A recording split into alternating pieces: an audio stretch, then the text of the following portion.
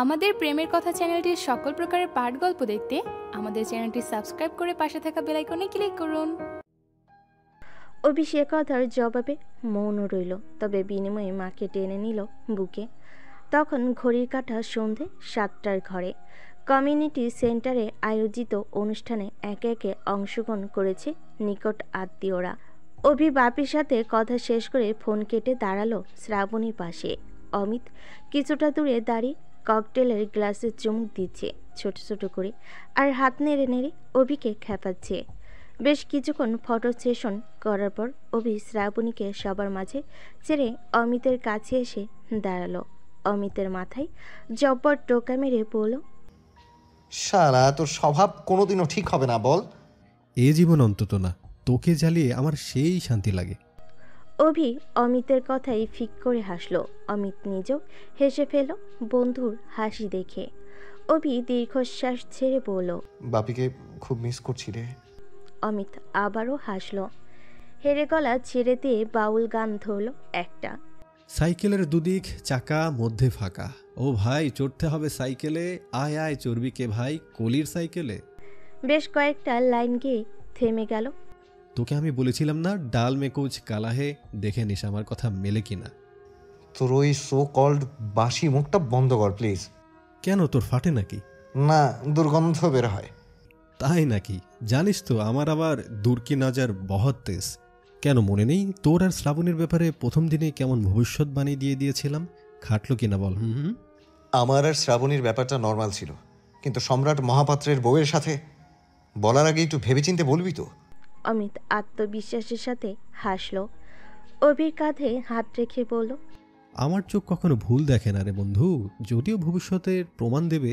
Anyway তোর বউকে উপহার দিলাম, কিন্তু তোরটা তো দেওয়া হলো না। এই নে ধর। বলেই গিফট র্যাপ করা একটা ছোট্ট প্যাকেট তুলে দিল অভির হাতে। অভি প্যাকেটটা উল্টে পাল্টে দেখে বলল, কি এতে? খুলে দেখ, তোর কাজের জিনিস। বলেই অমিত চোখ মারল। অভি খানিকক্ষণ অমিতের মুখের দিকে তাকিয়ে রইল ভুরু কুঁচকে। তার মন বলছে ছেলেটা এতে ভালো কিছু আনেনি, তবুও আস্তে ধীরে খুলল সেটা। উপরে গিফট র্যাপটা অল্প করে খুলতেই ভেতর থেকে যা উকি দিল তাতে বুঝতে বাকি রইল না ওর ভেতরে কি আছে। অভি তড়িঘড়ি প্যাকেটটা শেরনির পকেটে ঢুকিয়ে অমিতের গলা জড়িয়ে ধরল এক হাতে। দাঁতে দাঁত চিবিয়ে বলল, জীবনেও ভালো হলি না তুই আর। অন্তত মরার আগ পর্যন্ত না। দুই বন্ধু একে অপরের দিকে তাকিয়ে আবারও হেসে ফেলল ফিক করে। সুমনা ওদের দুটোর দিকে তাকিয়ে চুপিসারে ক্লিক করে একটা ছবি তুলে নিল মোবাইলে। এসব মূল্যবান মুহূর্তগুলো সবসময় পাওয়া যায় না, তাই যখনই সুযোগ হয় সযত্নে কুড়িয়ে নিতে হয়। রাত তখন প্রায় মধ্যরাত্রি ছুঁই ছুঁই। বৌভাতের অনুষ্ঠান সম্পূর্ণ করে সকলে ফিরেছে বোস বাড়িতে। আত্মীয়রা বিদায় নিয়েছে খাওয়া দাওয়ার পর্ব শেষ হতেই। বাইরের মানুষ বলতে সুমনা আর অমিত বাদে আর কেউ নেই বললেই চলে। অনিন্দিতা, অন্তরা, সুমনা শ্রাবণীর বৌভাতের সাজার গহনাগাটি খুলে নরম সিল্কের শাড়ি আটপোড়ে করে পরিয়ে কাঁচা ফুলের গহনা দিয়ে সাজিয়ে দিল। অতপর আস্তে ধীরে নিয়ে বসিয়ে দিল অবির ঘরের ফুলে সজ্জিত বিছানায়। অতপর চারিদিকে সুগন্ধি মোমের আলো জ্বালিয়ে দিয়ে বাতি নিভিয়ে চলে গেল। যাবার সময় সুমনা শ্রাবণীর কানে কানে বলল, আজকের রাতটা কিন্তু ভীষণ স্পেশাল, দুজনে মিলেমিশে উপভোগ করবে, ঠিক আছে? জবাবে শ্রাবণী কিছুই বলতে পারেনি, শুধু লজ্জায় একাকার হয়ে মুখ ঢেকেছিল ঘোমটার আড়ালে। অভি অমিত আর সুমনাকে বিদায় জানিয়ে নিজের ঘরে ঢুকলো। তখন রাত প্রায় 2টো। দরজা ঠেলে কক্ষে পা রাখতেই পুরো শরীরটা হিম হয়ে এলো শীতলতায়। তার এতদিনে ব্যাচেলর বিছানায় মোহনীয় আবেদনময়ী রূপে আগুন জেলে বসে থাকা মেয়েটাকে দেখে সর্বাঙ্গে ঝাঁকুনি দিয়ে উঠল অন্যরকম এক শিহরণে। অভি আস্তে ধীরে কদম ফেলে পা বাড়ালো। সারাদিনের ক্লান্তিতে শরীর ভেঙে আসছিল শ্রাবণীর। তাতে নিরিবিলি আবছা অন্ধকারে ঘরে এসির হালকা শীতলতায় বেশ ঘুম ধরে এসেছিল মেয়েটার চোখে। তবে সেই ঘুমের রেশ উধাও হলো দরজায় খিল আটকানোর শব্দে। শ্রাবণী লাল টুকটুকে শাড়ির ঘোমটার আড়ালে লুকিয়ে দেখল অভি তার দিকে তাকিয়ে আছে এক দৃষ্টিতে, তারপর গুটি গুটি পায়ে হেঁটে এগিয়ে আসছে তার দিকে। অভিকে কাছে আসতে দেখে হাতে পায়ে কাঁপুন ধরে গেল শ্রাবণীর।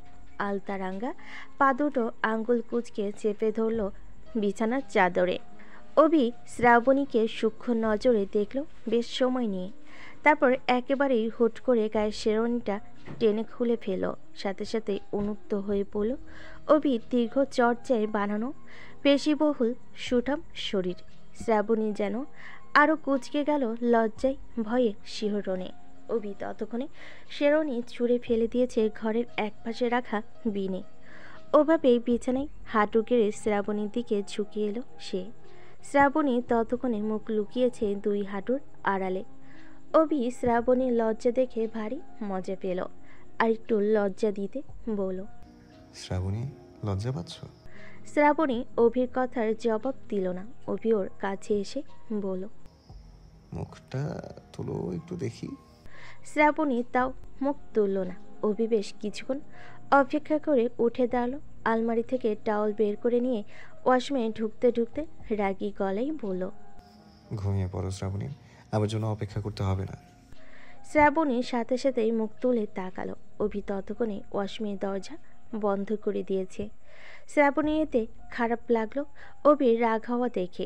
ইস, মানুষটা কত আশা নিয়ে এসেছিল তার কাছে, আর সে এভাবে অপমান করতে পারলো।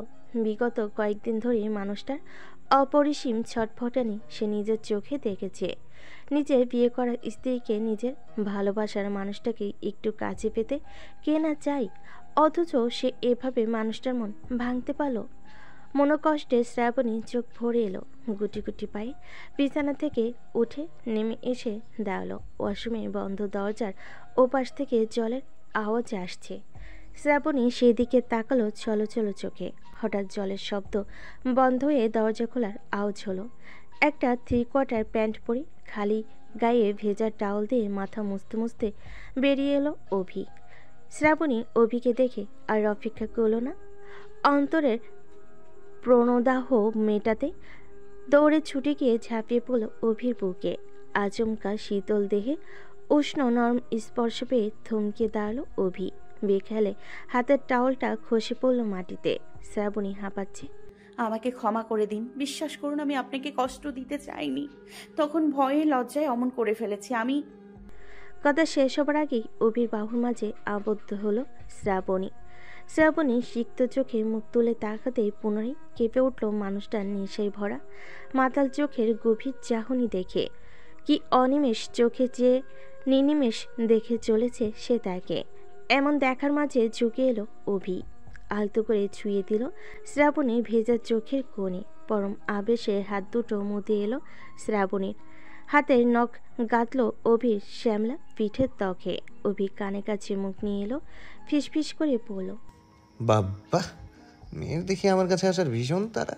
ওয়েল, ভেবেছিলাম আজকের রাতটাও ছাড় দেব, কিন্তু পাখি নিজেই যখন ধরা দিতে চাইছে তখন। বলে এক ঝটকায় কোলে তুলে নিল শ্রাবণীকে।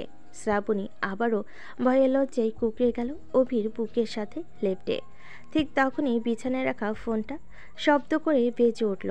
অভি শ্রাবণীকে বিছানায় বসিয়ে ফোনটা রিসিভ করে কানে চাপল। ওপাশ থেকে কেউ একজন বলে উঠল, স্যার তাড়াতাড়ি আসুন, অমিত স্যারের গাড়ি উল্টে গেছে বাইপাসের মোড়ে।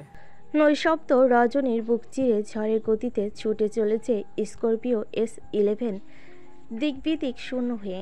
অভির হিতাহিত জ্ঞান নেই। রক্তবর্ণ চোখের সীমানায় খাকা করছে দুশ্চিন্তার প্রকম্পন। বুকটা জ্বলে যাচ্ছে সীমাহীন যন্ত্রণায়। অস্থিরতায় শ্বাস আটকে খাবি খাওয়ার জোগাড়। অমিত, পাপি আর সুমনা এরা শুধু বন্ধু নয়, অভির জীবনের পরম প্রাপ্তি এরা। এমন নিঃস্বার্থ বন্ধু পেতে হলে শত জন্ম তপস্যা করতে হয়, শত অজস্রবার কামনা করতে হয়, তবে হয়তো মেলে। অভি মনে হচ্ছে আজ সে প্রাপ্তির খাতাটা মিলিয়ে যাচ্ছে। তার জীবন থেকে কেন হারিয়ে যাচ্ছে কোনো এক অশুভ শক্তির গ্রাসে। উত্তেজনায় অভিদম বন্ধ হয়ে আসছে। চোখ জোড়া বন্ধ করলেই মনের ক্যানভাসে ভেসে উঠছে অমিতার সুমনার হাসি হাসি মুখ।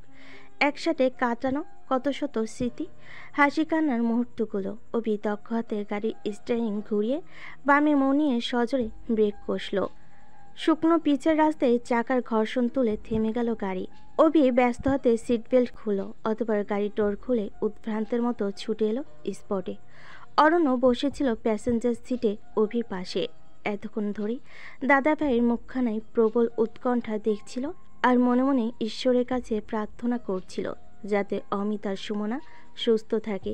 অভি দরজা খুলে নামতেই অরণ্য ওপাশে দরজা খুলে ছুটে এলো।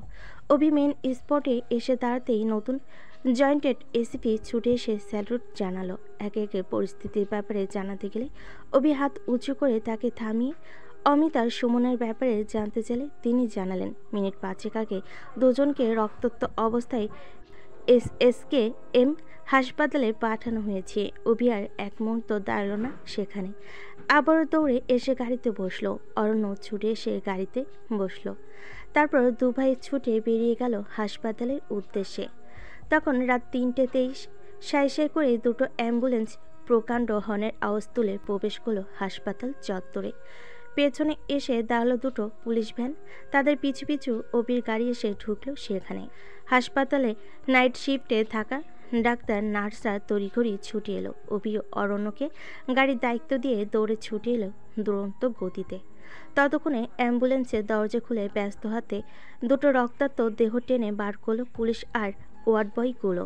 এক মুহূর্ত দেরি না করে নিয়ে চলো হাসপাতালের অন্দরে।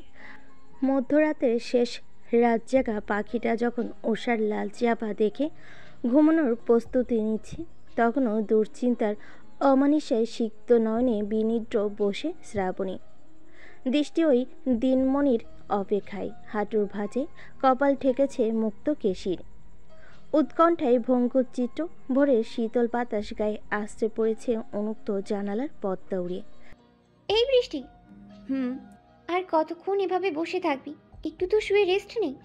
তোর দাদা ভাইয়ের কল এলো। অমিতদা আর সুমনাদির কথা কিছু বলেছে? শ্রাবণী লালচে হয়ে আসা চোখের দৃষ্টি মেলে মুখটা তুলে তাকালো। অন্তরে একটা দীর্ঘশ্বাস ছালো। না রে, দাদা ভাই কল করেনি, আর কল করলেই তুলছেও না। অরণ্যদা ভাই কিছুক্ষণ আগেই ফোন করেছিল, বলল অমিতদা আর সুমনাদি দুজনেই নাকি এই মুহূর্তে ওটিতে আছে। হাসপাতালের বেস্ট ডাক্তাররা ওদের কেসটা হ্যান্ডেল করছে। মৃদুল দাও আছে তাদের সাথে। চোখ জোড়া বন্ধ করে শ্রাবণী ব্যথিত নিঃশ্বাস ছাড়ল। চোখের কোণ ঘেঁষে গড়িয়ে পড়ল কয়েক ফোঁটা অশ্রু। মনে পড়ল বিগত রাতের সেই মুহূর্তের কথা। অভি ওকে বুকের সাথে মিশিয়ে নিয়ে পাড়ি দিতে চলেছিল চূড়ান্ত ভালোবাসার গভীরতায় হারিয়ে যেতে। দুজোড়া পিপাসার্ত অষ্টযুগল মিলেমিশে একাকার হয়ে গেছিল একে অপরের তৃষ্ণা মেটাতে। বেপরোয়া ভালোবাসার ছোঁয়া যখন অস্থির দুজনে বেলাগাম হয়ে ছুটে যাচ্ছিল সেই চরম অনুভূতিকে আলিঙ্গনের উদ্দেশ্যে, ঠিক সেই মুহূর্তে ফোন এলো। অমিত আর সুমনার অ্যাক্সিডেন্টের খবর শুনে অভি ওকে রেখে পাগলের মতো ছুটে বেরিয়ে গেল। শ্রাবণীও চাইছিল সাথে আসতে, কিন্তু ওই রাতের বেলা নতুন বউকে বাড়ি কেউ ছাড়েনি, এমনকি অভি নিজেও চায়নি সে আসুক। সেই তখন থেকেই ফুলশয্যার শূন্য বিছানায় বসা মেয়েটা অন্তরা আর অনিন্দিতাও বসে ওর সাথে। আপনহারা মানুষ শ্রাবণী। আপন কাউকে হারানোর কষ্ট ওর চেয়ে বেশি হয়তো কেউ জানে না। চোখের সামনে জলজান্ত মায়ের মৃত্যু দেখা কোনো সাধারণ মানুষের পক্ষে সম্ভব না। শ্রাবণী দেখেছে চোখের সামনে জ্বলন্ত আগুনে পুড়ে ঝলসে সব কিছু শেষ হয়ে যেতে দেখেছে। নিজের কানে অন্তরের হাহাকার শুনেছে। অসহায়ত্বের অন্তহীন অমনিশায় ডুবতে দেখেছে নিজেকে। বাবা মায়ের পর অমিত আর সুমনা, এই মানুষ দুটো শ্রাবণীর জীবনে আসা অনন্য মানুষের তালিকায় থাকা শীর্ষ স্থানীয় দুজন মানুষ। অমিত বড় ভাই আর সুমনা বড়দের চেয়েও যেন আপন তার। আজ তাদের এই পরিণতি তাকে আবারও ভেঙে চুরে শেষ করে দিয়েছে। মনের অন্তরালে বারে বারে ভেসে উঠছে হৃৎপিণ্ডে কাঁপন ধরানো সেই রাতের বীভৎস ভয়ঙ্কর দৃশ্য। বিকট শব্দে বিস্ফোরণ, দাও দাও অগ্নিকুণ্ড, অতঃপর সব কিছু শেষ। চোখের সামনে দেখতে দেখতে প্রজ্বলিত লেলিহান আগ্রাসী অনল তার লকলকে ক্ষুধার তাড়নায় গ্রাস করে নিল সব কিছু। শ্রাবণী সেদিন কিচ্ছু করতে পায়নি, শেষবারের মতো বাবা মায়ের মুখটুকুও দেখতে পায়নি। হতভাগা পোড়া কপাল সেই সুযোগটুকুও তাকে দেয়নি। দগ্ধ হৃদয়ের পোড়া শ্বাস ফেলে চোখের জল মুছল শ্রাবণী। যন্ত্রণায় ছিঁড়ে যাওয়া বুকটায় হাত চেপে মনে প্রাণে ঈশ্বরের কাছে একটাই প্রার্থনা জানালো। হে আল্লাহ, অমিতা আর সুমনাদিকে দয়া করে তুমি বাঁচিয়ে নিও। আমার বাবা মাকে বাঁচার শেষ সুযোগটুকু তুমি দাওনি। সে নিয়ে আমার অভিযোগ আজও শেষ হয়নি, তবে তাদেরকে বেঁচে থাকার শেষ সুযোগটুকু তুমি দিও। কারো জন্য না হোক, অন্তত তাদের ছোট্ট মেয়েটার জন্য হলেও তুমি তাদের বাঁচিও। আমি চাই না সে আরেক শ্রাবণী হয়ে উঠুক, আমার মতো অসহায় হয়ে আশ্রয়ের খোঁজে দাঁড়ে দাঁড়ে ঘুরুক, অপমানিত হোক, লাঞ্ছিত হোক, চুরি করার মতো একটা নিকৃষ্ট বদনাম তার পবিত্র অঙ্গে মাখুক। দীর্ঘ 4 ঘন্টার অস্ত্রোপচার শেষ করে সকাল 8টা নাগাদ দুজনকে শিফট করা হলো আইসিইউতে। সুমনার মাথার আঘাত গভীর, সেই তুলনায় অমিতের কম। একই কক্ষে রাখা অমিত আর সুমনাকে পাশাপাশি 2টি বেড, মাথার পাশে রাখা লাইফ সাপোর্ট মেশিনে অদ্ভুত বিপ বিপ শব্দ কানে ভাসছে। কাছের স্বচ্ছ দেওয়ালের এপাশে দাঁড়িয়ে অভি ব্যান্ডেজে মোড়ানো ক্ষত বিক্ষত জ্ঞানহীন দেহ দুটোকে গভীর চোখে দেখছে। অভির মনে হলো আঘাতগুলো অমিত সুমনা পায়নি, বরং ওর বুকে পাঁজরে লেগেছে। ওই জন্যই বোধহয় হাড় ভাঙ্গার বিভৎস যন্ত্রণা অনুভূত হচ্ছে ওর বুকের গভীরে। মৃদুল ওটির পোশাক বদলে চুপচাপ এসে দাঁড়ালো অভির পাশে, নিঃশব্দে কাঁধে হাত রেখে বলল, ভাগ্যিস সময় মতো দুটোকে হাসপাতালে আনা হয়েছিল, নয়তো এনিওয়ে চিন্তা করিস না, ওরা আপাতত out of danger. Most probably 24 ঘন্টার মধ্যেই জ্ঞান ফিরে আসবে। ছোট্ট একটা শব্দ, অথচ তার প্রাপ্তি বিশাল। অভি এই একটা শব্দ উচ্চারণ করে বুঝিয়ে দিল সে বুঝেছে তাকে এখন 24 ঘন্টার অতন্ত্র প্রহরী হয়ে দাঁড়িয়ে থাকতে হবে। তাকে নিশ্চিত হতে হলে সবার আগে এই জ্ঞানহীন দেহ দুটোই জ্ঞান ফেরার অপেক্ষা করতে হবে। তারপর তাদের মুখে নির্মল হাসিটুকু দেখে তাদের বুকে জড়িয়ে ধরে হৃদয়ের ব্যথা কমাতে হবে। এছাড়া এই অসহ্য যন্ত্রণা কমানোর কোনো উপায় নেই। সকাল সকাল গ্রামোফোনে বেজে চলেছে বিখ্যাত ইটালিয়ান সঙ্গীত শিল্পী এডোরাডো এর গাওয়া গানের সুর ও সোলো মিউ। কোমরে ভাঁজে হাত রেখে বোল ড্যান্সে মেতে উঠেছে দুজন অল্প বয়সী যুগল। মামা ভাগ্নির এই অসাধারণ মুহূর্তটুকু লালায়িত নয়নে ভুভুক্ষের ন্যায় গিলে ঠোঁট ছড়িয়ে হাসছে এক মাঝ বয়সী আধুনিকা রমণী। জয়দেব চৌধুরীর বাহুতে শরীর এলিয়ে দিয়ে গোল গোল করে সারা ঘরময় ঘুরছে শ্রীপোনা। তারই দমফাটা খিলখিলে হাসির ঝংকারে কেঁপে কেঁপে উঠছে চৌধুরী ভিলার লিভিং রুমের দেওয়ালগুলো। একসময় গান শেষ হলো, মামা ভাগ্নি নাচ থামিয়ে ঘর্মাক্ত শরীরে ধপ করে গা এলিয়ে দিল নরম সোফার উপরে। জয়দেব চৌধুরী শ্রীপোনার গৌরবর্ণ নগ্ন নিতম্বের উপর হাত বোলাতে বোলাতে মুচকি হেসে জিজ্ঞাসু নজরে তাকালো, তাহলে আমার মামুনির গিফট পছন্দ হয়েছে বলা যায়, তাই তো? ওফ মামা, তুমি জানো না আজ তুমি আমাকে কি দারুণ একটা মুহূর্ত গিফট করেছো। I am so happy for that. বলেই মামার বাহু আঁকড়ে মাথা ঠেকালো তাতে। জয়দেব চৌধুরী ঘাড় বাঁকিয়ে ভাগ্নির কপালে স্নেহে চুম্বন এঁকে দিল সময় নিয়ে। নো নো মামুনি, এতটুকু খুশি হলেই চলবে না। তাহলে?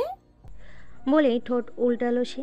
জয়দেব চৌধুরী শ্রীপনার গাল দুটো টিপে দিয়ে বলল, তোমাকে তো এখনো স্পেশাল গিফট দেওয়াই বাকি, ওটা দেওয়া এখনো বাকি আছে তো। Special gift?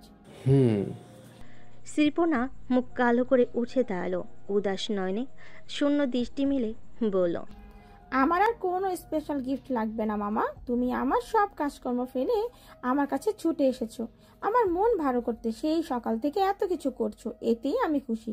আমার আর কিচ্ছু লাগবে না। জয়দেব চৌধুরী সোফা থেকে উঠে দাঁড়িয়ে শ্রীপনার কাজ জড়িয়ে ধরল, কানের কাছে মুখ এনে রহস্য জড়ানো গলায় বলল, আর ইউ শিওর মামুনি? শ্রীপনা নত মস্তকে মাথা নেড়ে সম্মতি জানালো। জয়দেব চৌধুরী শ্রীপনাকে নিজের দিকে ঘুরিয়ে থুতনি তুলে নজরে নজর মিলিয়ে মাড়ির দাঁতে জিভ ঘষে কেমন করে যেন হাসল। শ্রীপনার বিস্মিত নজরকে উপেক্ষা করে রহস্যের গাঢ় আভাস তুলে ভারী গলায় বলল, যদি গোটা অভিজ্ঞান বোসকেই গিফট হিসেবে আমার মামুনিকে এনে দেই, তাহলে কি আমার মামুনি সেটা নিতে চাইবে? রহস্যের পরিসমাপ্তি শেষে প্রাপ্তির উল্লাসে চোখ দুটো চকচক করে উঠল শ্রীপূর্ণার। বিস্ময়ের চোটে বিস্ফোরিত চোখে চেয়ে চিৎকার দিয়ে উঠল সে। অভিজ্ঞান বোস মানে কি বলছো তুমি এসব? তুমি কি জানো সে কিছুদিন আগেই ওই রাস্তার মেয়েটাকে বিয়ে করে নিয়েছে? গতকাল তার রিসেপশন শেষ হলো। জয়দেব চৌধুরী শ্রীপূর্ণার কথাটাকে যেন হাওয়ায় মিলিয়ে দিল, মাসি তাড়ানোর মতো করে হাত নেড়ে। তো অভিজ্ঞান বোস একবার কেন হাজিরবার বিয়ে করলেও ওকে তোমার কাছে আসতেই হবে মামুনি, ওকে তোমার হতেই হবে। মামা, আর ইউ ম্যাড? নো বেটা, I am psycho, pure psychopath. বলেই হু হু করে গা দুলিয়ে হাসতে শুরু করলো লোকটা। ওর হাসির আওয়াজ শুনে গা চমকে উঠল শ্রীপূর্ণার, কিন্তু তবুও কোথাও যেন ভীষণ রকম ভাবে ভালো লাগছিল মনের মানুষটাকে নিজের করে পাবে ভেবে। সেদিন বিকেল, অমিত সুমনার বাবা মায়ের বুক ফাটা আর্তনাদে গমগম করছে হাসপাতালের করিডর। সেখানে জড়ো হয়েছে তাদের নিকট আত্মীয় থেকে শুরু করে বাপি, মৃদুল আর অবির বাড়ির লোকজন। মনোরমা মিসেস জয়কে বুকে জড়িয়ে সান্ত্বনা দিয়ে চলেছেন। ওদিকে সুমনের মা বুক চাপড়ে আর্তনাদ করছে বাপির মায়ের বুকে। অনিন্দিতা আর অন্তরার সাথে একপাশে দাঁড়িয়ে রুমালে মুখ ঢেকে চোখের জল মুছে চলেছে শ্রাবণী। এখনো পর্যন্ত অমিত আর সুমনের জ্ঞান ফেরেনি। অবি এখনো আইসিইউর সামনে বসে। সকাল থেকে এই বেলা পর্যন্ত সেখানে ঠাই বসে রয়েছে। মৃদুল আইসিইউ এর মধ্যে সামনে দুজনকে পর্যবেক্ষণ করে চলেছে। প্রতিক্ষণে তাদের মুভমেন্টগুলো দক্ষ নজরে মেপে চলেছে। ঠিক তখনই সেখানে হন্তদন্ত হয়ে ছুটে এলো বাপি। ছুটন্ত পায়ের গতি থামিয়ে ধপ করে অমিতের মায়ের পায়ের কাছে বসে পড়ে ডেকে উঠল, বড় মা। মিসেস জয়া ডাক শুনে তাকিয়ে বাপিকে দেখে হামা করে ডুকরে কেঁদে আশ্রে পড়লেন বাপির বুকে। তার আরেক ভরসার জায়গা, তার আরেক সন্তানকে কাছে পেয়ে উজাড় করে ভাসিয়ে দিলেন মনের সমস্ত কষ্টগুলো। বাপি মিসেস জয়াকে বুকে আগলে নিল, পেল দুহাত মেলে। মাতৃসম মানুষটির মাথায় হাত বুলিয়ে দিতে দিতে সান্ত্বনার বাণী আওড়ালো, বড় মা, ও বড় মা, এভাবে কাঁদছো কেন বলো তো? আমাদের অমিতা সুমন হলো রিয়েল ফাইটার, এদের কিচ্ছু হতে পারে না। তুমি দেখে নিও, ওরা খুব তাড়াতাড়ি সুস্থ হয়ে যাবে। আর তাছাড়া তোমার এখনো তিনটা জোয়ান ছেলে আছে। আমরা থাকতে তোমার চিন্তা কিসের বলো তো? ও গেলে যাকে, তখন তোমার সব আদর আমাদের। বলে হু হু করে কেঁদে ফেলল ছেলেটা। অন্তরা, অনিন্দিতাও, অরণ্য ওরাও যেন আর সামলাতে পারল না, চোখ পেটে বেরিয়ে আসলো কান্নাগুলো। মনোরমা আঁচলে মুখ চেপে হু হু করে কেঁদে উঠল আবারও। এমন সময় ভেতর থেকে নাচ হন্তদন্ত পায়ে ছুটে এলো সেখানে। উত্তেজনায় কাঁপতে কাঁপতে বলল, এখানে পেশেন্টের বাড়ির লোক কারা আছেন? সকলে একযোগে তাকালো তার দিকে। নার্স সকলের মুখের অভিব্যক্তি দেখে যা বলতে এসেছিল তা যেন ভুলে বসলো এক লহমায়। সুমনা মা ছুটে এসে নার্সের হাত দুটো চেপে ধরে কাঁপতে কাঁপতে বলল, আমি পেশেন্টের মা। আমার মেয়ে আইসিইউতে শুয়ে আছে, ও ঠিক আছে তো? অমিতের মাও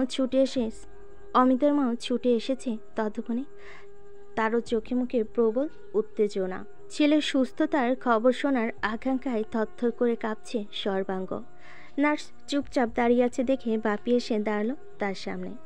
নার্সের দিকে তাকিয়ে গমগমে গলায় বলে উঠল, এক্সকিউজ মি মিস্টার, আপনি কি দাঁড়িয়ে দাঁড়িয়ে তামসা দেখতে এসেছেন? বাড়ির লোকদের যা জানাতে এসেছেন দাঁড়িয়ে না থেকে সরাসরি বলুন।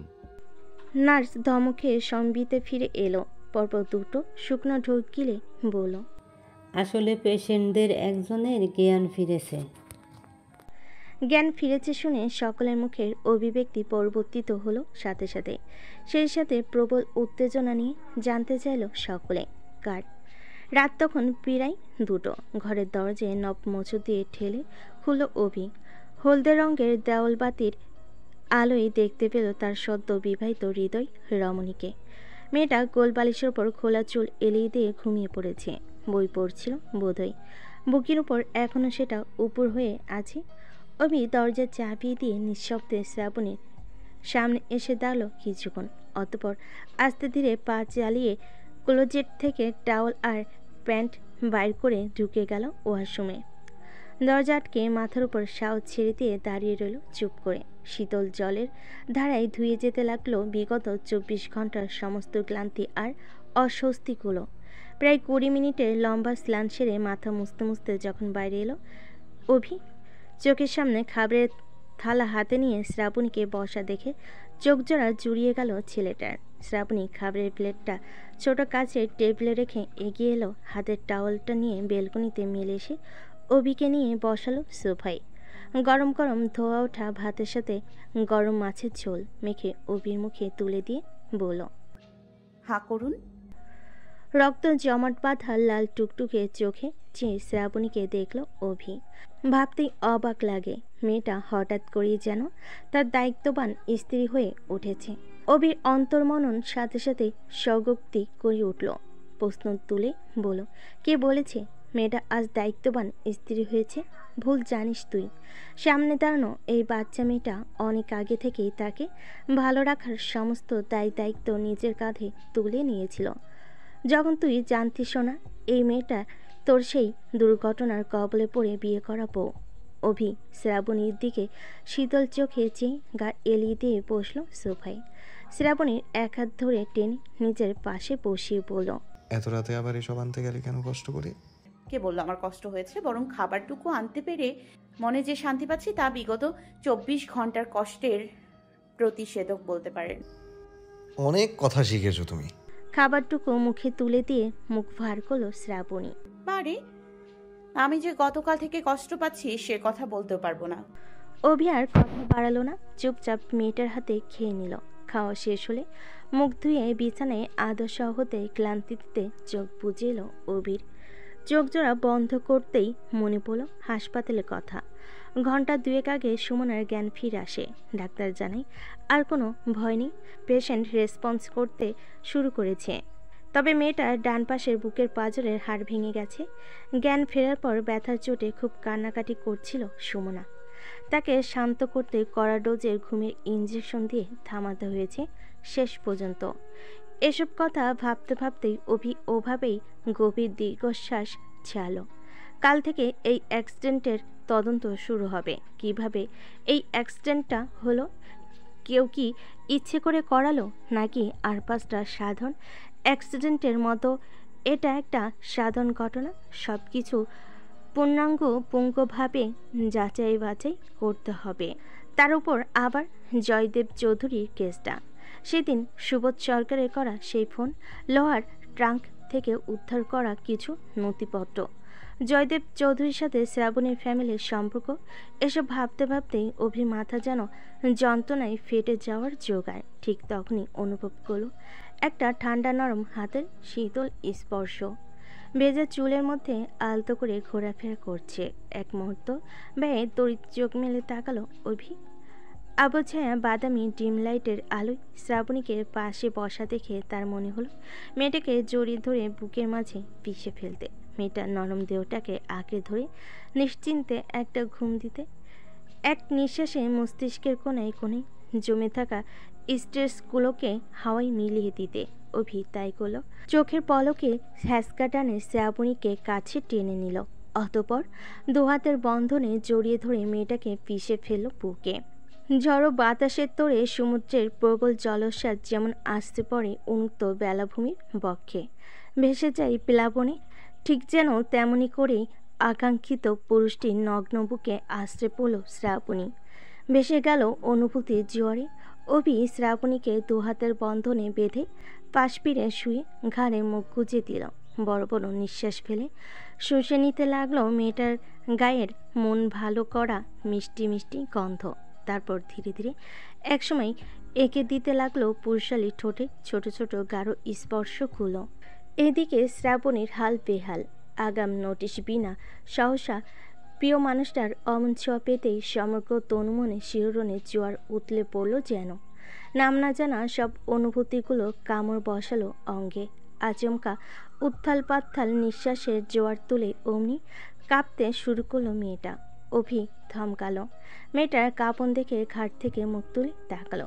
সাথে সাথে চোখ পড়ল মেয়েটার। চোখ বুজে ঠোঁট কামড়ে নিজেকে সামলানোর নিরলস প্রচেষ্টা। অভি যেন তাতে সব গুলিয়ে গেল। বিগত দুদিনের চিন্তা, শরীরে বীভৎস ক্লান্তি, এত স্ট্রেস সব কিছু যেন পালালো দক্ষিণের জানালা দিয়ে। সাথে সাথে তনু মনে জেগে উঠল পিপাসিত সেই প্রেমিক সত্তা, যাকে বিগত কয়েকদিন ধরে শাসন করে লুকিয়ে রেখেছিল নিজের অন্দরে। আজ যেন সেই প্রেমিক সত্তা অভির কোনো বারণ শুনল না। সে যেন নিজের স্বরূপ ধারণ করে তরবরিয়ে জেগে উঠল। দোর্দণ্ড প্রতাপ পুলিশ অফিসার এসিপি ও বিজ্ঞান বোস তখন প্রেমিক স্বামী হয়ে শ্রাবণী কানে কাছে মুখ নামিয়ে আনল।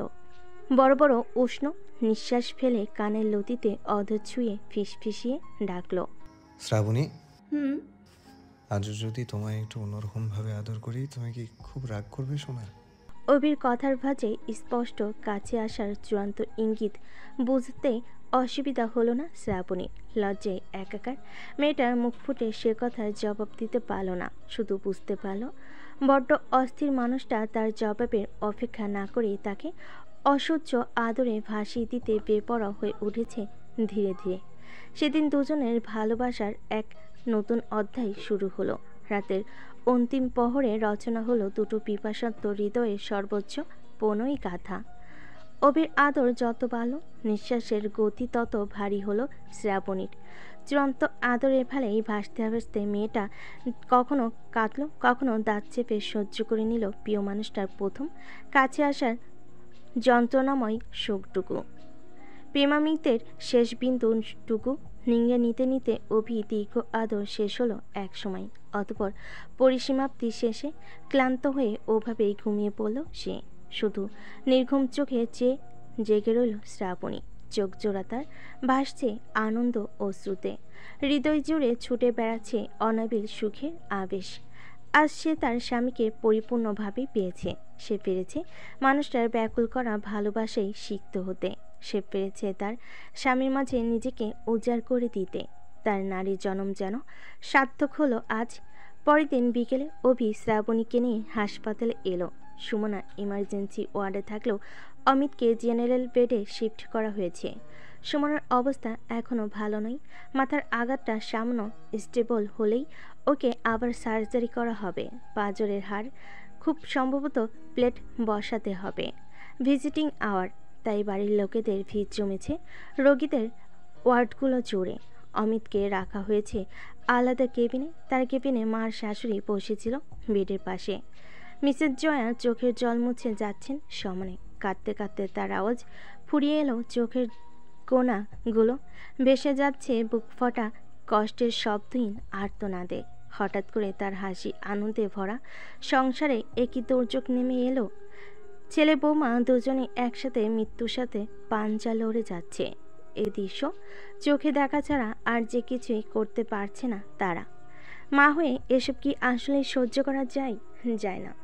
অথচ সয়ে নিতে হচ্ছে দাঁতে দাঁত চেপে। অমিত আলতো করে ভারী চোখের পাতা খুলে মায়ের দিকে তাকালো। বহু কষ্টে মৃত আওয়াজে ডাকলো, মা। মিসেস জয়া তাড়াতাড়ি উঠে ছেলের মুখের কাছাকাছি এসে দাঁড়ালেন। অমিতের বুকে পেটে স্নেহের পরশ বুলিয়ে দিতে দিতে বলে উঠলেন, এই যে আমি বাবা তোর কাছে। তোর কোথায় কষ্ট হচ্ছে বল, কোথায় ব্যথা করছে? আমি এক্ষুনি ডাক্তারকে ডেকে আনছি। অমিত মায়ের ব্যস্ততা দেখে হাত টেনে ধরল। বড় বড় নিঃশ্বাস ফেলে ভারী জড়ানো গলায় বলল, শান্ত হো মা, আমি ঠিক আছি। আগে বলো, আমার সুমনা কোথায়, কেমন আছে ও? মিসেস জয়া ছেলের কথায় চুপ হয়ে গেলেন। এই মুহূর্তে কি জবাব দেবেন ছেলেকে বুঝে উঠতে পারলেন না। আসলে অমিত এখনো সুমনার ব্যাপারে কিছুই জানে না। আর ওকে সুমনার ব্যাপারে এই মুহূর্তে কিছু বলাও যাবে না, কারণ তাতে অতিরিক্ত চিন্তায় অমিতের প্যানিক অ্যাটাক হতে পারে। অত্র কারণে ওকে শান্ত রাখতে বলা হয়েছে। সুমনার আঘাত সামান্য, তাই ওকে আলাদা ওয়ার্ডে রাখা হয়েছে। মায়ের মুখটা পাংশুটে দেখে অমিতের মনে সন্দেহের ঘনীভূত হলো। পাগলের মতো ছটফট করতে করতে বলল, মা প্লিজ চুপ করে থেকো না, বলো আমার সুমনা ঠিক আছে তো? মিসেস জয়ার ছেলের ছটফটানি দেখে ব্যস্ত হলেন তাকে সামলাতে। বাবা তুই আগে শান্ত হ, সুমনা ভালো আছে। কিন্তু অমিত থামল না, বরং ভয়ঙ্কর ক্রোধ হলো। তাহলে ওকে আমার সাথে ভিডিও কলে কথা বলতে বলো। বাবা একটুখানি শান্ত হ তুই। আমি সুমনা কথা বলতে পারবে না। গমগমে ভারী কণ্ঠের কথাগুলো শুনে অমিত শান্ত হয়ে তাকালো। অভি ততক্ষণে ওর পাশে এসে দাঁড়িয়েছে। অভি মিসেস জয়াকে এক হাতে জড়িয়ে ধরল। মিসেস জয়া সন্তানসম ছেলেটার বাহুর উষ্ণ ওমটুকু পেয়ে যেন ভরসা খুঁজে পেলেন। তাতেই যেন ধৈর্যের বাঁধ ভাঙল তার। অভির বুকে মুখ গুজে হু হু করে কেঁদে ফেললেন তিনি। হৃদয়ের সবটুকু বেদনা কান্নার জল হয়ে বেরিয়ে এলো দু চোখ ভাসিয়ে। অভি মিসেস জয়ের মাথায় হাত বুলাতে বুলাতে তাকে বাইরে নিয়ে গেল। বাইরে ওয়েটিং রুমে খাবারের ব্যাগ নিয়ে শ্রাবণী বসেছিল। মিসেস জয়াকে শ্রাবণীর কাছে বসিয়ে দিয়ে বলল, আন্টি আপনি এখানে ওর কাছে থাকুন, আমি ওদিকটা সামলাচ্ছি। শ্রাবণীকে চোখে ইশারা করতে মেয়েটা দুহাতে আগলে নিল মিসেস জয়াকে। অভি উল্টো পায়ে হেঁটে পুনরায় এগিয়ে এলো অমিতের কেবিনে। পাগল হয়ে গেছিস তুই? এভাবে কেউ বাচ্চাদের মতো বায়না ধরে? বলা তো হচ্ছে সময় হলে সুমনার সাথে তোকে কথা বলিয়ে দেয়া হবে। ইনফ্যাক্ট সুমনা নিজেই আসবে কথা বলতে। অভিকে দেখে চোখ দুটো ভিজে উঠল অমিতের। অভি অমিতের চোখ দুটো মুছে দিতে দিতে বলল, আবার পাগলামো করছিস? বললাম তো সুমনা ভালো আছে। ভাই আমি চোখের সামনে ওর মাথা ফেটে রক্ত বের হতে দেখেছি, আমার মন বলছে আমার পাগলিটা ঠিক নেই। অভি অমিতের হাতটা শক্ত মুঠোয় চেপে ধরে বলল, শান্ত হ ভাই, বিশ্বাস কর তোর সুমনার কিচ্ছু হয়নি। তবে এটা ঠিক ওর অবস্থা ততটাও ভালো নয়। বুকের পাঁজরে আঘাত লেগেছে বেচারির। এক্সরেতে দুটো ক্র্যাক ধরা পড়েছে। কাল কিংবা পরশু হয়তো ওর সার্জারি করা হবে। তুই চিন্তা করিস না, ওদিকটা মৃদুল সামলাচ্ছে। এখন শুধু তোকে নিজেকে তাড়াতাড়ি সুস্থ করে তুলতে হবে যাতে যাতে ওকে সাপোর্ট করতে পারিস। সুমনার অবস্থা শুনে অমিত বাকহারা হয়ে তাকিয়ে রইল অভির মুখের দিকে। দু চোখের কোণ ঘেঁষে গড়িয়ে পড়া অশ্রুগুলো যেন বাঁধন হারা হলো সেই মুহূর্তে। চোখের সামনে ভেসে উঠল গত রাতের সেই বিভৎস দৃশ্য। অমিত যেন ছটফটিয়ে উঠল। রক্তিম চোখের তারায় আগুন ঝরা দৃষ্টিতে তাকিয়ে বলে উঠল, ভাই আমিও সুরের বাচ্চাগুলোকে কিছুতেই ছাড়বো না। অভির চোখের দৃষ্টি সূক্ষ্ম হলো অমিতের কথাতে। মনের সন্দেহগুলো জমিন পেল যেন। অভি অমিতের হাতটা আরো শক্ত করে চেপে ধরল। ব্যতিব্যস্ত কণ্ঠে বলল, that means something happen that night. কি হয়েছিল তোদের সাথে সেদিন রাতে? বল ভাই, চুপ করে থাকিস না। অমিত বড় করে শ্বাস টানল, অতঃপর আস্তে ধীরে বলতে শুরু করলো, তোদের বাড়ি থেকে বেরিয়ে আসার পর সুমনা বলেছিল ওর নাকি লং ড্রাইভে যেতে মন চাইছে। আমিও মানা করিনি। বিয়ের পর ওর প্রেগনেন্সির কারণে আমরা তেমন একটা প্রাইভেট টাইম কাটাইনি বলতে গেলে। সেদিন রাতের সুযোগটা তাই মিস করতে চাইনি। সেই জন্য আমি ব্যস্ত সড়কে ছেড়ে একটু নিরিবিলি রাস্তায় গাড়ি চালাচ্ছিলাম। অন্ধকার গুলশান রাস্তায় বেশ লাগছিল গাড়ি চালাতে। কিন্তু বিপত্তি ঘটল কিছুক্ষণ পরেই। খেয়াল করলাম একটা গাড়ি অনেকক্ষণ ধরে আমাদের ফলো করে পিছু পিছু আসছে। আমি যেদিকে টার্ন নেই গাড়িটাও সেদিকে টার্ন নেয়। খানিক বাদে বুঝতে পারলাম আমাদের ট্র্যাপে ফেলার চেষ্টা করা হচ্ছে। আমি তখন গাড়ি হাই স্পিডে তুলে ওখান থেকে বেরিয়ে আসার চেষ্টা করি। ফাঁকা রাস্তায় গাড়ি যখন ফুল স্পিডে চলছিল তখন অপোজিট দিক থেকে বিশাল ট্রাক এসে পড়ে সামনে। ভুলটা তখনই হয়। আমি অ্যাক্সিডেন্টের হাত থেকে বাঁচতে টার্ন নিতেই গাড়ি রাস্তার পাশে খাদে পড়ে উল্টে যায়। তারপর চোখ জোড়া শক্ত করে বুঝে অমিতের হাত চেপে ধরে অভি। ক্রমাগত উষ্ণ নিঃশ্বাস ফেলে সামলাতে থাকে নিজেকে। ক্রোধের আগুনে ঝলসে ওঠে অভির মস্তিষ্কের কোষগুলো। দাঁতে দাঁত চেপে নিজেকে সামলে অভি অমিতের দিকে তাকায়। অমিতের হাতটা দুহাতে চেপে ধরে আক্রোশে, শান্ত হ অমিত। যে বা যারা সেদিন তোর পিছু নিয়েছিল তাদের একটাকেও আমি ছাড়বো না। এক একটাকে খুঁজে ধরে আনবো তোর সামনে। তুই ব্যাস সুস্থ হয়ে ওঠ ভাই আমার। ভেতরে আসতে পারি? পরিচিত গলার আওয়াজ পেয়ে আলোচনার ইতি টানল দুজনে। অভি পেছনে তাকাতেই সাথে সাথে কপালে হাত ঠেকিয়ে স্যালুট জানালো নিজের ঊর্ধ্বতন কর্মকর্তাকে। কর্তব্য পালন হেতু হাসপাতালে এসেছেন কলকাতা পুলিশ হেডকোয়ার্টারের ডিআইজি সতীশ মিন্টো। তিনি অমিতের কেবিনে ঢোকা মাত্রই দরজায় কালো পোশাক পরে পাহারায় দাঁড়িয়ে রইল দুজন দেহরক্ষী গার্ড। অভি অমিতের সামনে থেকে সরে সাইডে চেপে দাঁড়ালো। সতীশ মিত্র অভির দিকে এক পলক বাঁকা নজরে তাকিয়ে সামনে থাকা সোফায় বসলেন, পায়ের উপর পা তুলে। গম্ভীর গলায় ভারী কি কণ্ঠে বলে উঠলেন, ওয়েল অফিসার, এখন কেমন ফিল করছেন আপনি? একটু বেটার ফিল করছি স্যার। প্রে করি আপনি এবং আপনার স্ত্রী তাড়াতাড়ি সুস্থ হয়ে উঠুন। এনিওয়ে, আপনার স্ত্রীর ট্রিটমেন্ট কত দূর চলছে স্যার? সতীশবাবু অভির চোখের দিকে তাকিয়ে চোখ নামিয়ে ঘড়ি দেখল। ব্যস্ত ভঙ্গিতে উঠে দাঁড়িয়ে বলল, ওয়েল অফিসার বস, আমি একটু অমিতের বাড়ির লোকের সাথে দেখা করতে চাইছিলাম। অবশ্যই। বলে অভি ওনাকে পথ দেখিয়ে নিয়ে যেতে যেতে বলল, আমার সাথে আসুন। অভি ডিআইজি সতীশ মিত্রকে নিয়ে ওয়েটিং রুমে পৌঁছালো। মিসেস জয়া তখন শুদ্ধ খাবার খেয়ে মুখ ধুয়ে বসেছেন। শ্রাবণী অনেক বুঝিয়ে জোর করে একটুখানি খাইয়েছে। অভি অমিতের মায়ের সাথে ওনার পরিচয় করিয়ে দিল। ডিআইজি সাহেবকে দেখে মিসেস জয়া গায়ে আঁচল টেনে হাত জোর করে সম্মান জানালো। প্রতি উত্তরে উনিও সম্মান ফিরিয়ে দিলেন। উনি মিসেস জয়াকে সান্ত্বনা দিতে দিতে বলেন,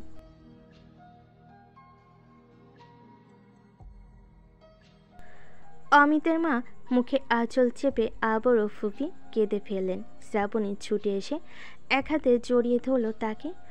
সহসা সতীশ মিত্র নজর গেল শ্রাবণীর দিকে। শ্রাবণীর ওই টানা টানা ডাগর ডাগর ভাষা চোখে চোখ পড়তেই সাথে সাথে বুকের ভেতরটা কেমন করে যেন মুচড়ে উঠল সতীশ মিত্রের। মনে হলো এই অতীব সুন্দর টানা টানা চোখ দুটো কোথাও যেন দেখেছে সে।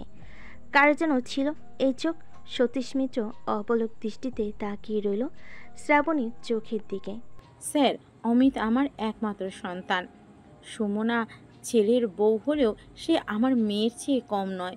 ওরা সেদিন অভির বিয়ে নিয়ে কত আনন্দ করলো, কত খুশি ছিল দুজনে। তারপর কি থেকে যে কি হয়ে গেল, সব কিছু চোখের পলকে শেষ হয়ে গেল। আন্টি চুপ করো প্লিজ, এভাবে কাঁদলে তোমার আবার প্রেশার ফল করবে। আবারও সতীশ মিত্র চমকে উঠল শ্রাবণীর আদুরে কণ্ঠ শুনে। সেই একই গলার আওয়াজ, একই ভঙ্গিতে বলা কথা, সেই একই চোখ, একই চাহনি। বহু পুরনো স্মৃতিগুলো এক একে মনের মাঝে ভেসে উঠতেই সতীশ মিত্র হঠাৎ করে যেন ঘেমে নেই একাকার হয়ে গেলেন। অভি এতক্ষণ সতীশ মিত্রের দিকে তাকিয়েছিল। এসির মধ্যে দাঁড়িয়ে আচমকা তাকে এভাবে ঘেমে একাকার হয়ে যেতে দেখে খানিক অবাক হলো সে। অমিতের মা আরও অনেক কিছু বলছিলেন হয়তো, কিন্তু সেসব আর সতীশ মিত্রের কানে গেল না অন্যমনস্ক হওয়ায়। সতীশ মিত্র পকেট থেকে রুমাল বাইর করলেন, কাপা হাতে কপালের ঘামগুলো মুছে দায়সারাভাবে বলেন, চিন্তা করবেন না ম্যাডাম, আমরা সব কিছু দেখছি। বলেই শ্রাবণীর দিকে তাকিয়ে বলেন, একটু খাবার জল হবে? শ্রাবণী মাথা নেড়ে সম্মতি জানিয়ে তাড়াতাড়ি জলের বোতলটা এগিয়ে ধরল তার সামনে।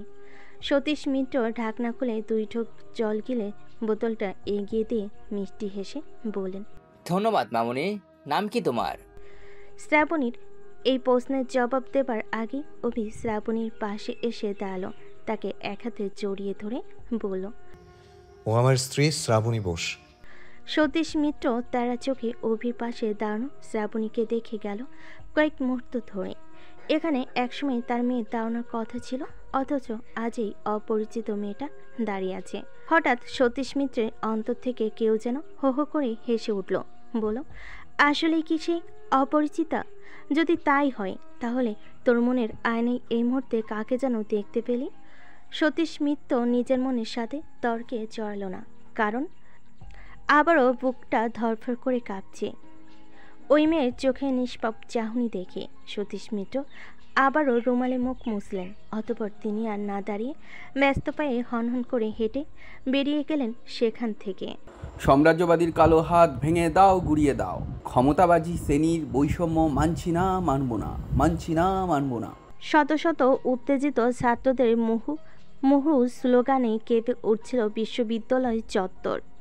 বিশাল সমাগমের একদম সামনে হাতে হ্যান্ডমাইক নিয়ে সেই বিশাল স্রোতকে দিশা দেখাচ্ছিল লালচে সাদাসে ফতুয়া পরিহিত এক লম্বাটে গৌরবর্ণ যুবক, যার জলজলে অগ্নিদীপ্ত চোখে উজ্জ্বল কালো ফ্রেমের চশমা, বাম হাতের কবজিতে শোভা পাচ্ছে চওড়া বাদামি ফিতের টাইটান ঘড়ি আর ডান কাঁধে ঝুলন্ত ব্যাগ।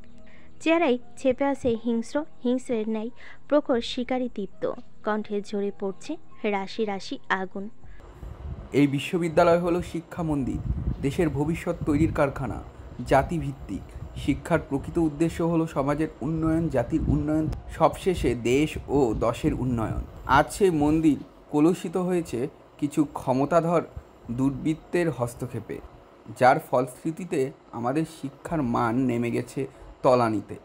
ছাত্রছাত্রীদের মেধাকে দুপায়ে মারিয়ে অবলীলায় সেখানে প্রাধান্য দেওয়া হচ্ছে মেধাহীন অর্থের যোগানদাতাদের। আমার প্রশ্ন সেই সকল অধিকর্তাদের কাছে যারা শিক্ষাক্ষেত্রে উচ্চ পদ আসীন, এই মেধাবিহীন অর্থের যোগানদাতারা কি আসলে আমাদের দেশের ভবিষ্যৎ, দেশ ও জাতির উন্নয়নের কাণ্ডারি, নাকি কিছু অর্থের বিনিময়ে আপনারা নিজেই নিজের ভবিষ্যৎকে ডুবিয়ে দিচ্ছেন এক তিমির ডোবা অনিশ্চয়তার মাঝে? তাই আজ এই প্রশ্নের জবাব না নিয়ে আমরা যাচ্ছি না, যাব না। সমস্বরে আবারও স্লোগান উঠল, যাচ্ছি না, যাব না।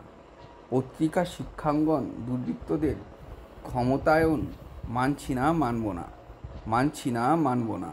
বিশাল বিল্ডিংয়ের 4 তলার অফিস রুমে কাছে ঘেরা জানালার পাশে দাঁড়িয়ে আছেন বিশ্ববিদ্যালয়ের ভাইস চেয়ারম্যান। তার পাশে দাঁড়ানো বিশ্ববিদ্যালয়ের অন্যান্য পদ অধিকারী ব্যক্তিগণ। ভিসি সাহেব বিগত 3 দিনের এই অচল অবস্থা সামাল দিতে রীতিমতো হিমশিম খাচ্ছেন। তবে আজকের ঘেরাও কর্মসূচি তার ভিত নাড়িয়ে দিয়েছে। ভয়ে আতঙ্কে থরথর করে কাঁপন তুলেছে হৃদগহীনের অন্দরে। দেখতে দেখতে সন্ধ্যা গড়িয়ে গেছে, অথচ আজ আন্দোলনকারীদের থামার লক্ষণ দেখতে না পেয়ে শেষমেশ রিসিভার তুলে কল বসালেন স্থানীয় রাজনৈতিক নেতা সাধন চৌধুরীর কাছে। দেখতে দেখতে কয়েক মিনিটের মধ্যে সন্ধ্যার অন্ধকারকে কাজে লাগিয়ে সেখানে হামলে পড়ে শখানেক দুষ্কৃতী। সাথে সাথে বেঁধে যায় বীভৎস সংঘর্ষ দুপক্ষের মাঝে। মারামারি এক পর্যায়ে মুহুর্মুহু ফেটে ওঠে ককটেল বোম, চকলেট বোম। দলে দলে অস্ত্রহীন শিক্ষার্থীরা আহত হয়ে লুটিয়ে পড়ে ময়দানে। ছত্রভঙ্গ হয় তাদের বিশাল জমায়েত। বড় কর্তব্য সর্বনাশ হয়ে গেছে। পার্টির চলমান মিটিংয়ে গভীর আলোচনায় ব্যস্ত চেয়ারম্যান উপেন্দ্র নারায়ণ রায়। আগামী নির্বাচনের জন্য জরুরি ভিত্তিতে আলোচনা চলছে। বৈঠকখানা জুড়ে গিজগিজ করছে পার্টির গণ্যমান্য লোকজনে। আচমকা আগত ব্যক্তির কণ্ঠস্বর শুনে থমকে গেল আলোচনা সভা। সকলে উদ্বিগ্ন দৃষ্টিতে তাকালো আগন্তুকের দিকে। গলায় গামছা ঝুলে এক রোগাটে দেহের ব্যক্তি বৈঠকখানার দরজায় দাঁড়িয়ে বিবর্ণ চেহারায় বলে উঠল, বড় কর্তব্য সর্বনাশ হয়ে গেছে। উপেন্দ্র নারায়ণ রায়ের ভ্রুতে ভাঁজ আগন্তুকের কথা শুনে উদ্বেগ নিয়ে গমগমে ভারী গলায় বলেন, কি হয়েছে পরেশ? পরশ হাঁপাতে হাঁপাতে গলায় গামছা দিয়ে কপালের ঘাম মুছে বলল, বিশ্ববিদ্যালয়ে ঝামেলা লেগেছে কর্তা। এইমাত্র খবর পেলুম দাদাবাবুদের জামাইতে ওই শুয়ারের বাচ্চাটা সাধন চৌধুরী ছেলেরা এসে বোমাবাজি শুরু করেছে। কি বলে চেয়ার ছেড়ে উঠে দাঁড়ালেন উপেন্দ্র নারায়ণ রায়। সাথে সাথে নিজেদের আসন ছেড়ে তড়িৎ উঠে দাঁড়ালো সবাই উপস্থিত সকলে। উপেন্দ্র নারায়ণ রায় ক্রোধের অনলে ঝলসে উঠে হিংস্রের ন্যায় হুঙ্কার চালেন, ওই শুয়োরের বাচ্চা সাধন চৌধুরীর সাহস কি করে হয় আমার ছেলের গায়ে হাত দেওয়ার? বক্সি, এখনই ছেলেদের রেডি হয়ে বেরিয়ে পড়তে বল, আমি আমার মালটা নিয়ে আসছি। উপেন্দ্র নারায়ণ রায় তার বিশাল দলবল নিয়ে যখন বিশ্ববিদ্যালয়ের চত্বরে পৌঁছাল, তখন সেখানে এক প্রশস্ত ধ্বংসলীলা রচে গেছে। চারিদিকে শুধু ধোঁয়া আর ধোঁয়া, আগুনে পোড়া বিকট গন্ধ ভাসছে বাতাসে। উপেন্দ্র নারায়ণ রায়ের বিশাল বাহিনী ছড়িয়ে পড়েছে গোটা চত্বরে তাদের ছোট দাদাবাবুকে খোঁজার উদ্দেশ্যে। উপেন্দ্র নারায়ণ রায় হাতে বিশালাকার খানদানি তরবারি খানা শক্ত মুঠোয় চেপে ধরে উন্মাদের মতো খুঁজে চলেছে তার কুলদীপক, তার একমাত্র ছেলেকে। ঘণ্টাখানেক সময় ধরে বিশ্ববিদ্যালয়ের চারিদিকে খোঁজার পর তার হদিস মিলল নতুন নির্ণয়মান ভবনের গুদাম ঘরে। তার অংশকে কেউ নির্মমভাবে গলার নলি কেটে রক্তস্নাত অবস্থায় ফেলে রেখে গেছে বালির সিমেন্টের ভেতরে। বিশাল রায়বাড়ির ভেতরে তখন কান্নার রোল ঢেউ উঠেছে। মিসেস দীপ্তি রায় ছেলের লাশ দুহাতে জাপটে ধরে উন্মাদের মতো করে কাঁদছেন। তাকে ধরে সামলানো যাচ্ছে না। তার গলার হৃদয় বিদারক চিৎকার রায়বাড়ির দেওয়ালে গাঁথা ইট পাথরের জোরকে পর্যন্ত নাড়িয়ে দিচ্ছে। অগ্নিসেন, বাবা ওঠ! অগ্নিসেন, এভাবে কিভাবে তুই মায়ের বুক খালি করে চলে গেলি বাবা? ও বাবা, তুই না বলেছিলি আমাকে নিয়ে তোর বাপের এই বিশাল ক্ষমতার রাজ্য ছেড়ে পাড়ি জমাবি নিরালায়, তোর ছোট বন্ধুটিকে মানুষের মতো মানুষ করে গড়ে তুলবি? তাহলে আজ কিভাবে পারলি এত এত দায়িত্ব ছেড়ে এভাবে পালিয়ে ফাঁকি দিয়ে চলে যেতে? অগ্নিসেন রে, ওঠ বাবা, মায়ের ডাকে সাড়া দে। উপেন্দ্র নারায়ণ রায় যেন পাথর বনে গেছেন জন ছেলের লাশ দেখে। এই না ছেলেটা সকালবেলায় বাড়ি থেকে বের হলো বিশ্ববিদ্যালয়ের উদ্দেশ্য। মাত্র কয়েক ঘন্টার মধ্যেই সে কেমন নিতদেহে ফিরে এলো বাড়িতে। মিসেস দীপ্তি ছেলের সাড়া না পেয়ে ক্ষেপে উঠলেন যেন। এলো চুলে লুটানো শাড়িতে বিভৎস মূর্তি ধারণ করে ছুটে এলেন উপেন্দ্র নারায়ণ রায়ের দিকে রক্তচক্ষু মেলে। পুত্রশোকে চোরমার হয়ে যাওয়া মানুষটার কাছে ধপ করে বসে পড়লেন। স্বামীর পাঞ্জাবি বুকটা খামচে ধরে চিৎকার করে বলে উঠলেন, আপনি আজ এভাবে হাত পা ছড়িয়ে বসে আছেন কেন? যান যান, গিয়ে রাজনীতি করুন, রাস্তায় রাস্তায় গিয়ে ক্ষমতার প্রদর্শন করে আসুন, সবাইকে জানান দিয়ে আসুন আপনি ঠিক কতটা ক্ষমতাধর। আজ কেন বসে আছেন এভাবে ভেঙে চুরে? যান, চলে যান আমার চোখের সামনে থেকে, চলে যান। দেওয়ালে পিঠ ঠেসে হেলান দিয়ে ওভাবেই ভঙ্গুর হয়ে পড়ে রইলেন উপেন্দ্র নারায়ণ রায়। চোখ দুটো রক্তবর্ণ, শরীরটা পাথর। কলকাতার রাস্তায় দাপিয়ে বেড়ানো বাঘ আজ যেন পুত্রশোকে শক্তিহীন হয়ে গেছে। মিসেস দীপ্তি স্বামীর এই নীরবতা সইতে পারলেন না, আবারও উচ্চকণ্ঠে উন্মাদের মতো বিলাপ জুড়ে দিলেন, এই আপনি এভাবে বসে আছেন কেন? আপনার না অনেক ক্ষমতা? আপনার এক ডাকে হাজার হাজার মানুষ জড়ো হয়, আপনার এক হুঙ্কারে শত্রুদের শিরোচ্ছেদ হয়, দুর্বৃত্তরা কাঁপে থরথর করে। যান, যেখান থেকে পারেন আমার সুস্থ ছেলেটাকে আমার কাছে ফিরিয়ে নিয়ে আসুন। দয়া করে এভাবে বসে থাকবেন না, যান। উপেন্দ্র নারায়ণ রায় যেন এবার আর সইতে পারলেন না। সেও সহধর্মিনীর মুখটা দুহাতের আজলাই ভরে চেপে ধরলেন বক্ষ পৃষ্ঠে। অসীম হাহাকারে ভরা বেদনার্ত ভঙ্গুর কণ্ঠস্বরে আর্তনাদ করে উঠলেন, আমায় ক্ষমা করো দীপ্তি, ক্ষমা করো। এত এত ক্ষমতার অধিকারী হয়ে আজ আমি পারিনি আমার সন্তানকে দুরাচারীদের হাত থেকে বাঁচাতে। এটা আমার ব্যর্থতা। তুমি মা হয়ে সব দোষ আমার ঘাড়ে তুলে দিতে পারলেও পিতা হিসাবে আমি এসবের দায় কার কাঁধে দেব বলতে পারো তুমি? আজ ক্ষমতাদের উপেন্দ্র নারায়ণ রায়ের প্রতি পিতা হিসাবে আমায় থু ফেলতে ইচ্ছে করছে। কেন আমি সতর্ক হইনি? কেন আমি সব কিছু এতটা হালকা ভেবে চুপ করে থাকলাম? কেন কেন তুমি আমায় মেরে ফেলো দীপ্তি, মেরে ফেলো। দাদা ভাইয়ের মৃত দেহটাকে দুহাতে জড়িয়ে ধরে পাথর হয়ে বসেছিল দুবোন আরিত্রিকা আর আশা বড়ি।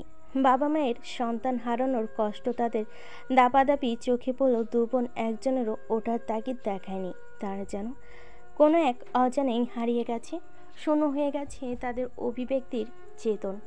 একজন দাদাভাইকে দুহাতে আগলে মাথা রেখেছে বুকে, আরেকজন দাদাভাইয়ের মাথাটা কোলে তুলে নিয়ে মাথায় হাত বুলিয়ে দিচ্ছে সযত্নে। এ যেন এক বিরল দৃশ্য। বাড়ির আশেপাশে জমে উঠেছে ভয়ঙ্কর ভিড়। রায়বাড়ি থই থই করে জনসমুদ্রের জোয়ারে। এর মধ্যে পুলিশের গাড়ি সাইরেন শোনা গেল। বিশাল পুলিশ বাহিনী নিয়ে সেথায় প্রবেশ করল স্থানীয় থানার ওসি সহ জেলা হেড কোয়ার্টার থেকে আসা তৎকালীন আইপিএস অফিসার এসপি সতীশ মিত্র। খাকি পোশাক পরিহিত এসপি সতীশ মিত্র বাড়ির ভেতরে প্রবেশ করতেই মাথার টুপিটা খুলে হাতে তুলে নিল। পেছন পেছন আসা 5 জন অফিসারও তাদের সিনিয়র অফিসারের দেখা দেখি মাথার টুপি খুলে হাতে ধরে দাঁড়ালো। ভিড় ঠেলে সতীশ মিত্র উপেন্দ্র নারায়ণের রায়ের পাশে বসে দাঁড়ালো। একটু দূরে দাঁড়ানো একটা রোগা পটকা দেখতে 35 বছর এর একটা যুবক উপেন্দ্র নারায়ণ রায়ের কানে কানে বলল, বড় কর্তা, পুলিশ এসেছে, আপনার সাথে সাক্ষাৎ করতে চাই। উপেন্দ্র নারায়ণ রায় ঘাড় ঘুরিয়ে পেছনে তাকালেন। মার্ডার কেস, পুলিশ আসারই ছিল, তাই আর দেরি না করে উঠে দাঁড়ালেন। এসপি সতীশ মিত্র উপেন্দ্র নারায়ণ রায়ের হাত দুটো চেপে ধরল, সমব্যথী হয়ে ব্যথাতুর সুরে বলল, স্যার, আমি জানি এই মুহূর্তে এসব কথা বলায় খুবই মনসত্বহীনতার পরিচয়, তবুও আইনের হাতে আমরা বন্দী। প্লিজ স্যার, আমাদের সাথে কোঅপারেট করুন। এবার যে বডিটাকে ময়না তদন্তের জন্য পাঠাইতে হবে। উপেন্দ্র রায় ছেলের মৃত দেহটাকে মৃত শুনে যেন মরে গেলেন হাজার হাজার বার। দাঁতে দাঁত চেপে চোখ দুটো শক্ত করে বন্ধ করে শুয়ে নিলেন বিভৎস যাতনাটুকু। অতঃপর মাথা নেড়ে সম্মতি জানিয়ে দিলেন। এসপি সতীশ মিত্র বাকি পুলিশদের ইশারায় অনুমতি দিতেই কয়েকজন লাশবাহক স্ট্রেচারে হাতে ঢুকল সেখানে। অগ্নিশেষণে নিথর দেহটাকে যেই টেনে তুলতে চাইল, অমনি আশাপরি গায়ের জোরে দুহাতে জড়িয়ে ধরল ওর দাভাইয়ের দেহটাকে। একে ছাড়ুন, ছাড়ুন বলছি। খবরদার কেউ আমার ভাইকে ছোবেন না, ও এখন ঘুমাচ্ছে। কেউ যদি ওকে জানানোর চেষ্টাও করেন, আমি কিন্তু ভীষণ বকে দিব। সরুন, সরুন বলছি। লাশবাহক লোকগুলো কিশোরী মেয়েটার অমন পাগলমো দেখে থমকে দাঁড়িয়ে গেল। এদিকে আর্টিকা যেন অন্য জগতে হারিয়ে বসে আছে, একদম পাথরার অভিব্যক্তি। এসপি সতীশ মিত্র মেয়েটার কথা শুনে মুখ ঘুরিয়ে তাকালো, দেখলো দুপাশে বেনি বাঁধা এক কোণা দুহাতে চাপড়ে ধরে রেখেছে নিথর দেহটাকে। বাড়ির ভেতরে রায় পরিবারের আত্মীয় স্বজনরা ভিড় করে দাঁড়িয়েছিল। তাদের কেউ কেউ মিসেস দীপ্তিকে সামলাচ্ছিল, কেউ কেউ কাঁদছিল গুনগুনিয়ে। আশাপরীর এমন পাগলামো দেখে কয়েকজন মহিলা উঠে তার কাছে এসে বসলো, মাথায় হাত বুলিয়ে বলল, মারে, ওকে ছেড়ে দে, ও যে আর বেঁচে নেই। তাদের সবাইকে ভাগিয়ে দিয়ে চলে গেছে না ফেরাতে সে। আশাপরী দুপাশে জোরে জোরে মাথা তোলালো, কণ্ঠে দৃঢ়তা এনে বলল, চুপ করো তোমরা, কি সব আজ বাজে ফালতু কথা বলছো। আমার দাদাভাইয়ের কিছু হয়নি। তোমরা দেখো, আর একটু পরে ঘুম থেকে জেগে উঠবে। যাও তোমরা, আমার দাদাভাইকে ডিস্টার্ব করো না তো। এসিপি সতীশ মিত্র উপেন্দ্র নারায়ণ রায়ের দিকে করুণ চোখে তাকালো, রিকোয়েস্ট জানিয়ে বলল, স্যার প্লিজ হেল্প করুন। উপেন্দ্র নারায়ণ রায় চোখের জল মুছে হেঁটে এসে দাঁড়ালেন তার প্রাণপ্রিয় ছোট কন্যার পাশে, মাথায় হাত বুলিয়ে বলেন, মা, দাদাভাইকে যেতে দাও। ওর যে চিরদিনের মতো আমাদেরকে ছেড়ে যাওয়ার সময় হয়ে গেছে। ছেড়ে দাও ওকে, লক্ষ্মী মা আমার। বলেই মেয়েকে টেনে তুলেন অগ্নিসেনের বুক থেকে। সাথে সাথে লাশবাহক লোকগুলো মৃতদেহটাকে স্ট্রেচারে তুলে নিল। তখনই আকাশ বাতাস কাঁপিয়ে চিৎকার করতে শুরু করে দিল মেয়েটা। এই এই এই, আপনারা আমার দাদাভাইকে কোথায় নিয়ে যাচ্ছেন? ছাড়ুন, ছাড়ুন বলছি। আশার চিৎকারে গোটা রায় ভবন কেঁপে কেঁপে উঠল পুনরায়। ওদিকে মিসেস দীপ্তি সংজ্ঞা হারিয়ে লুটিয়ে পড়েছেন মাটিতে। আরাত্রিকার ও একই অবস্থা, দাঁত কপাটি লেগে গেছে। ওদিকে অগ্নিসেনের দেহ বাড়ির ফটক পেরিয়ে উঠে যাচ্ছে অ্যাম্বুলেন্সে। স্ত্রী আর বড় মেয়ের এহেন দশা দেখে কই মাছের মতো ছটফট করতে থাকা আশাকে ছেড়ে দিয়ে উপেন্দ্র নারায়ণ রায় ছুটে এলেন তাদের দিকে। ওদিকে আশা ছুট পেয়ে দুরন্ত গতিতে নগ্ন পায়ে ছুটে এলো দাভাইয়ের বিদায় ঠেকাতে। দাদাভাই, আপনারা কোথায় নিয়ে যাচ্ছেন আমার দাদাভাইকে? দাঁড়ান, দাঁড়ান। অ্যাম্বুলেন্সের লাল বাতি জ্বালিয়ে রওনা হতেই আশা ছুটে এসে থামাতে চাইল গাড়িটাকে, কিন্তু ততক্ষণে একজনের শক্তবাহুর মাঝে আবদ্ধ হলো। ওখানেই গতির সমাপ্তি টানতে হলো কিশোরীর। আশা এসিপি সতীশ মিত্রের বাহুতে আটকা পড়ে গেল, গলা ফাটিয়ে চিৎকার করতে লাগলো দাদাভাই দাদাভাই বলে। তারপর একসময় চেতনা হারিয়ে লুটিয়ে পড়ল তার বুকে। এদিকে এসপি সতীশ মিত্র দুহাতের বন্ধনে অবচেতন মেয়েটাকে আগলে নিয়ে আস্তে করে কোলে তুলে নিল। অপলক দৃষ্টিতে তাকিয়ে রইল মেয়েটার কান্না ভেজা অপরূপ নৈসর্গিক সৌন্দর্যের দিকে। সময় তখন প্রায় ভোর 4টে। ঘুমের মাঝে স্বপ্ন দেখে ঘেমে নিয়ে একাকার হয়ে হুড়মুড় করে জেগে উঠলেন সতীশ মিত্র। এসে শীতলতার মাঝেও সেদু বাড়িতে সিক্ত হয়ে উঠেছেন তিনি। বেডের পাশে সুইচে চাপ দিয়ে ঘরের বাতিটাকে জ্বালিয়ে দিলেন। সাথে সাথে নরম হলদে আলো ঝলমল করে উঠল কক্ষ জুড়ে। সতীশ মিত্র বেড টেবিলে রাখা জলের গ্লাসটা কাপা হাতে তুলে তপ্ত খড়ে শুকিয়ে যাওয়া বিলের ন্যায় খটখটে শুকনো গলাটাকে ভিজিয়ে নিলেন ঢকঢক করে খেয়ে। অতপর মস্তিষ্ক শান্ত হওয়া পর্যন্ত অপেক্ষা করলেন। বেশ মিনিট 5 ব্যবধানে শরীরের খরিত অ্যাড্রেনালিন হরমোনের দাপাদাপি কমে এলে হেডবোর্ডে মাথা হেলিয়ে দিলেন। চোখ জোড়া বন্ধ করে চুপ করে ভাবতে লাগলেন কিছুক্ষণ আগে দেখা স্বপ্নটাকে। একদম অবিকল সেই মুখটা যেন আজ প্রায় 20 বছর পর তিনি চোখের সামনে দেখলেন। সতীশ মিত্র ওভাবে বসেই ভাবতে লাগলেন, আচ্ছা, দুটো মানুষের চেহারায় কিভাবে এত মিল হয়? সেই চোখ, সেই নাক, সেই চাহনি, সেই গলার আদুরের কণ্ঠ, সেই উচ্চতা, সেই রং, কিভাবে? সতীশ মিত্রের ভাবনায় যেন কোনো রকম কিনারা হলো না। তার মন মস্তিষ্ক আজ যেন তার কর্মক্ষমতা হারিয়েছে, কিছুটাই ঠাউর করতে পারছে না এতগুলো বছর পর সেই মুখখানা তার সামনে কেন এসেছে তো এসেছে তারই মেয়ের জীবনে সুখ নিংড়ে নিয়ে দখল করেছে তার প্রিয় মানুষটাকে। সতীশ মিত্র ধরফর করতে থাকা বুকটাকে চেপে ধরে শান্ত করার প্রবল চেষ্টা চালালেন। মনটাকে শক্ত করে বেঁধে নিয়ে বলেন, আমাকে জানতেই হবে কে এই মেয়ে, কোন উদ্দেশ্য নিয়ে তার আগমন। আমি যা ভাবছি, এই মেয়ে কি সেই উদ্দেশ্যে এসেছে নাকি এই আমার মনের অপ্রয়োজনীয় চিন্তন? দেখতে দেখতে কেটে গিয়েছে আরও প্রায় সপ্তাহখানেক সময়।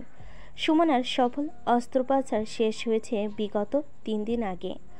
অমিত বেশ সুস্থ বর্তমানে, তবে সুমনা এখনও আন্ডার অবজারভেশনই। কলেজের আজ 3য় দিন অন্তরার শ্রাবণীর। কলেজে আসার মাস পেরিয়ে গেল, তাদের আসা হয়নি নানা ঝামেলায়। অন্তরা আর শ্রাবণী দুজনে যেহেতু ডিপার্টমেন্ট আলাদা, তাই দুজনকে দুদিকে বেরিয়ে যেতে হয় কলেজে ঢুকে। অন্তরাজ ফার্স্ট ক্লাসটা ইংলিশ ছিল, তো সে নিজের মতো ক্লাসে ঢুকে বসলো মন মতো জায়গায়। পাশেই ছিল স্কুল লাইফের বেশ কয়েকজন পরিচিত বান্ধবী। তাদের সাথে হাই হ্যালো সেরে বসতেই ক্লাস শুরুর বেল পড়ল। প্রায় 5 মিনিট পর ক্লাসে স্যার ঢুকলেন।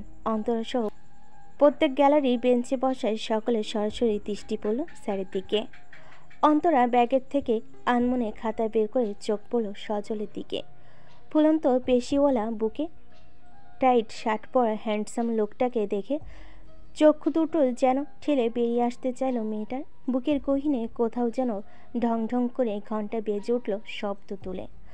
অন্তরা হৃদ মাঝারে বাজতে থাকা ঘন্টা ধ্বনি ঠেকাতে দুহাতে বুক খামচে ধরল। ততক্ষণে সজলের নজর পড়েছে মৃগ নয়না শ্যামবতী কন্যার বিস্ময়ে বিমূঢ় মুখখানা। সজল অন্তরার হতভম্ব মুখটা দেখেও না দেখার ভান করে ক্লাস শুরু করল। ওয়েল স্টুডেন্ট, আগের দিন আমি আপনাদের বলেছিলাম আজ একটা 20 মার্কসের উপরে ছোট্ট এক্সাম নেব, তো সকলে রেডি তো? কক্ষ কাঁপিয়ে সকলে সাই জানালো সজলের প্রস্তাবে। সজল সাথে সাথে বোর্ডে খচখচ শব্দ তুলে মার্কার পেনের সাহায্যে কিছু প্রশ্ন লিখে সময় নির্ধারণ করে দিল। আপনারা লুজ পেজ ব্যবহার করবেন, নিন শুরু করুন বলেই দরজায় গিয়ে দাঁড়ালো। ততক্ষণে ক্লাসের সকলে প্রশ্নের জবাব লিখতে শুরু করেছে তাড়াহুড়ো করে। তবে এদের সবার মধ্যে একেবারে নির্বিকার বসে অন্তরা। প্রশ্নগুলো দেখেই তার মাথা ঘুরতে শুরু করেছে। এগুলো আসলে বইয়ের কোনো জায়গা থেকে আমদানি করা, তাই নিয়েই ভেবে ভেবে নির্ধারিত সময় পার করলো বেচারি। সময় শেষ হতেই সজল খাতাগুলো তুলতে শুরু করলো।